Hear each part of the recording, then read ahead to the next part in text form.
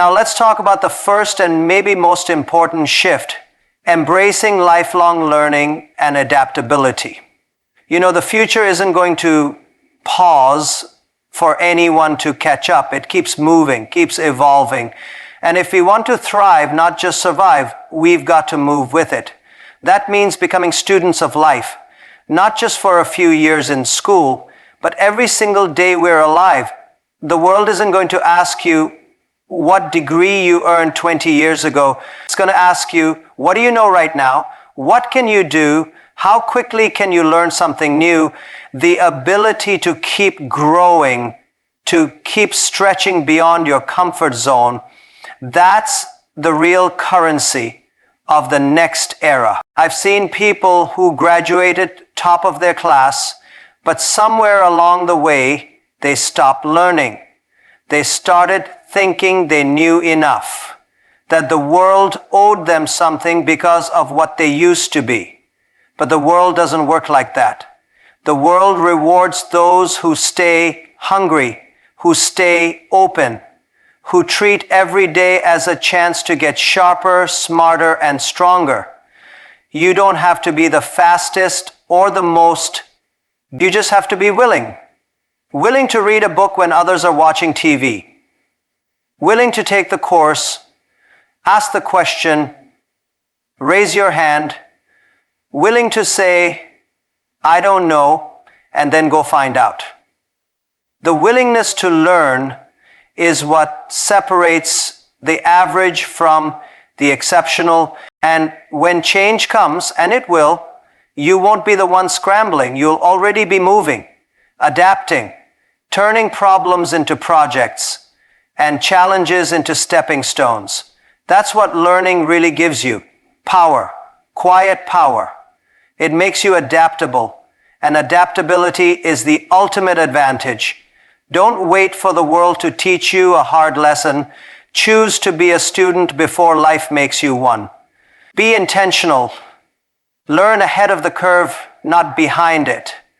Because in the world that's coming, those who keep learning will always have a place. And those who don't, well, they'll be left wondering how everything moved on without them. Stay sharp, stay teachable. That's how you stay ready. Let's move a little deeper now.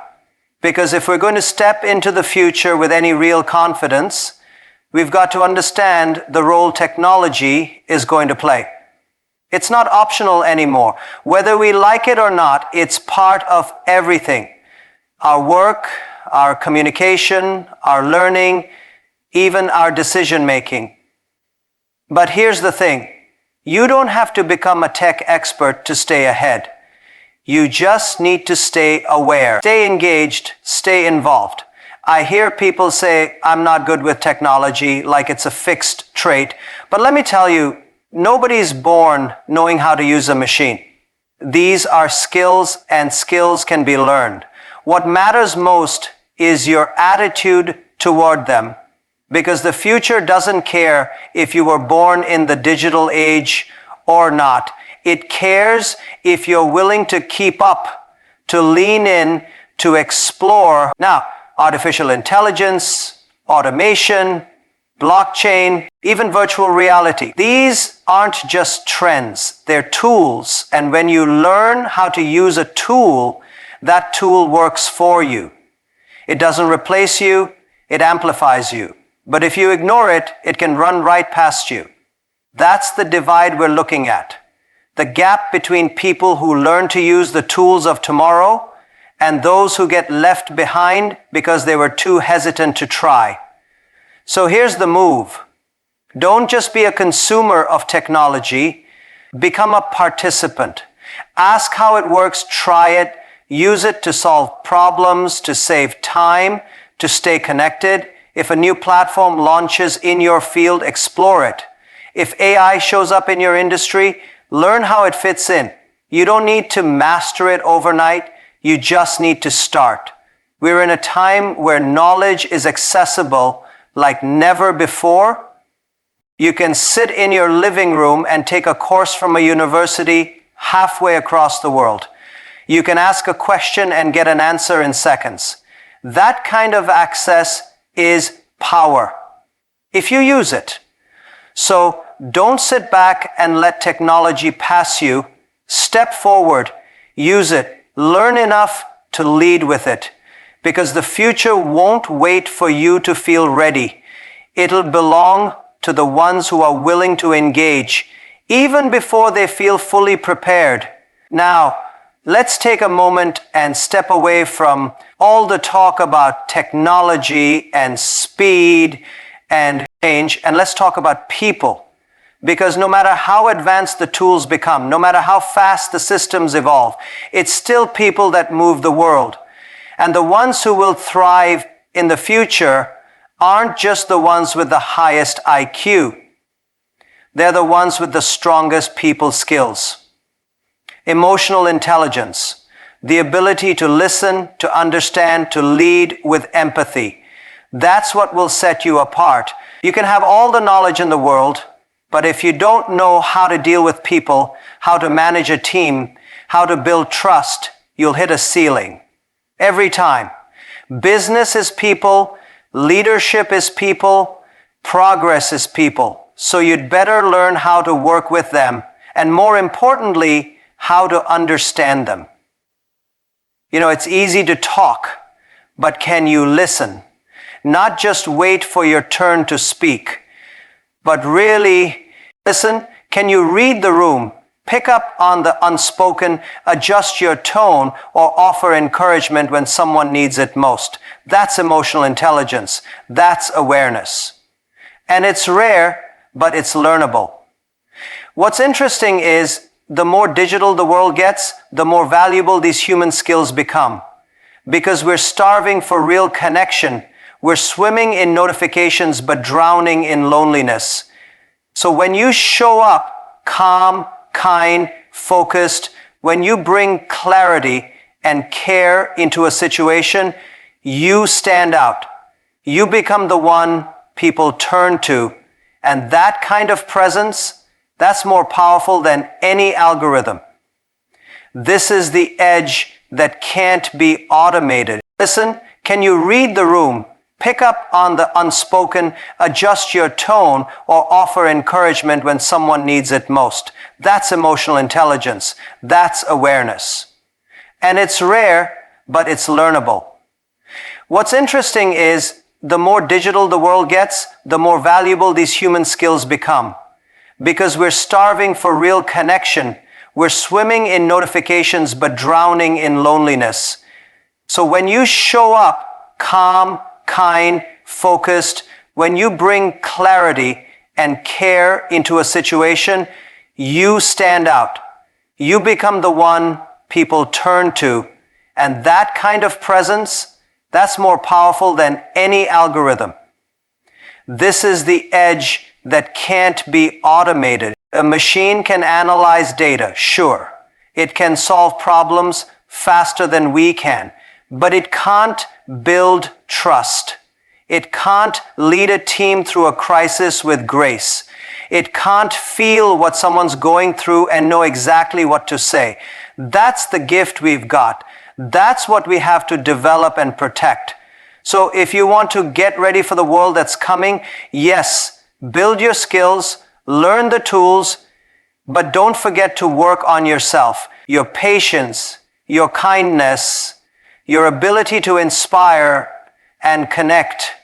Because when the dust settles and the screens go dark, what people remember most, what they always remember, is how you made them feel. Let's keep going. You see, if we're going to be ready for the world that's coming, we've got to start thinking bigger.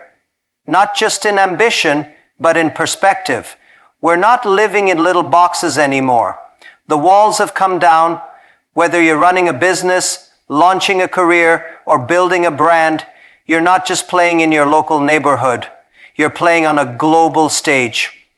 And the rules are changing fast. This digital age we're in, it's erased a lot of barriers.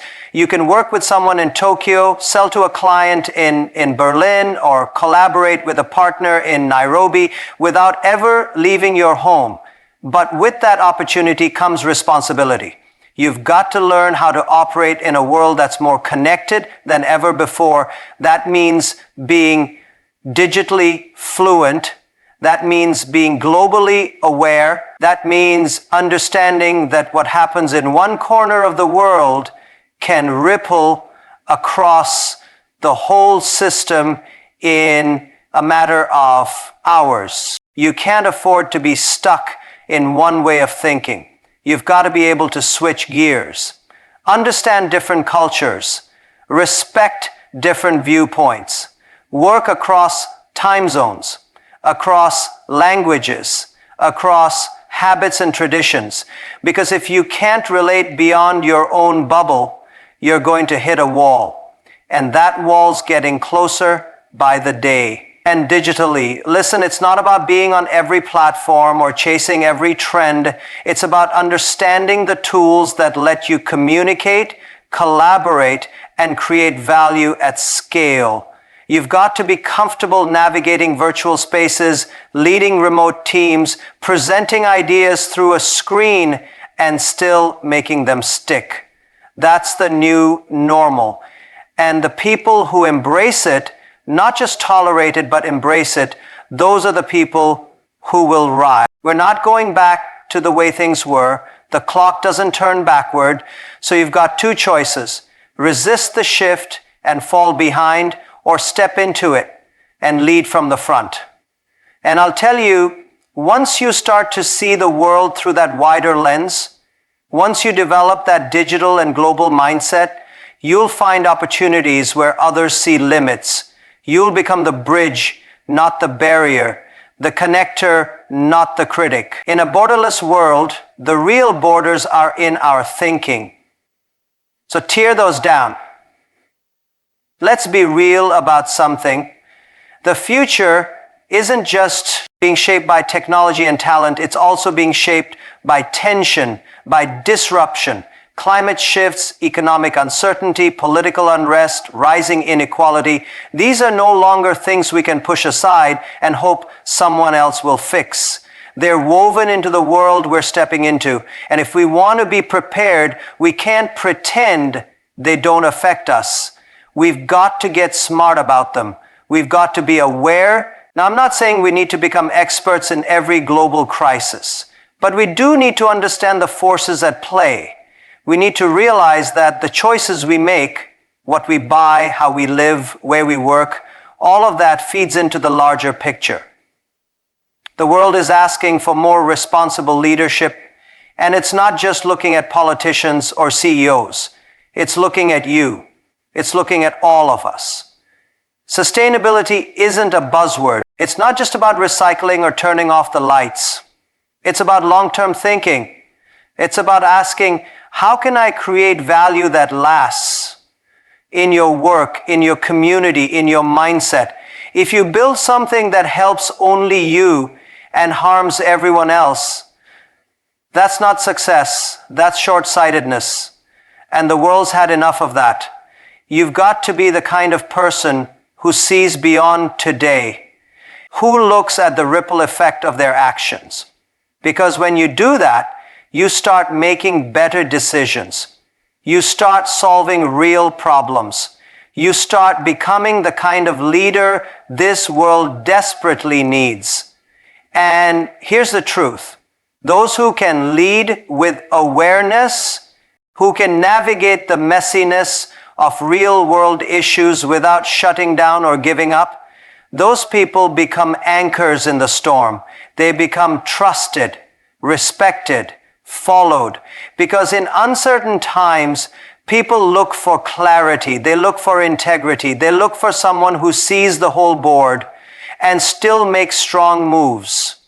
So don't hide from the complexity. Face it, learn about it, prepare for it, not with fear, but with wisdom, with calm, with responsibility.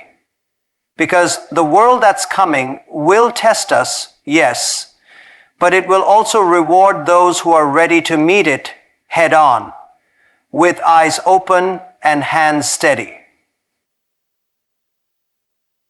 become opportunities to grow, setbacks become lessons. The noise fades, and what matters most comes into focus.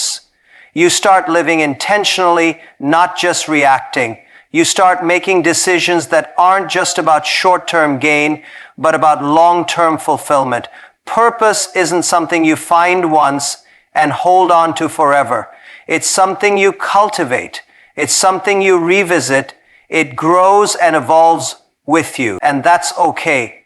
The important thing is that you keep asking, what matters to me? What legacy do I want to leave? How do I want to contribute? Because those questions will guide you through the most confusing seasons. And here's the secret. When your work aligns with your values, something remarkable happens. You become unstoppable, not because the world suddenly becomes easier, but because you become stronger. You wake up energized. You push through fatigue. You inspire others simply by being you. That's power. So as you prepare for the world that's coming, don't just build skills and knowledge, build meaning, build purpose. Because at the end of the day, it's not about being ahead of the curve.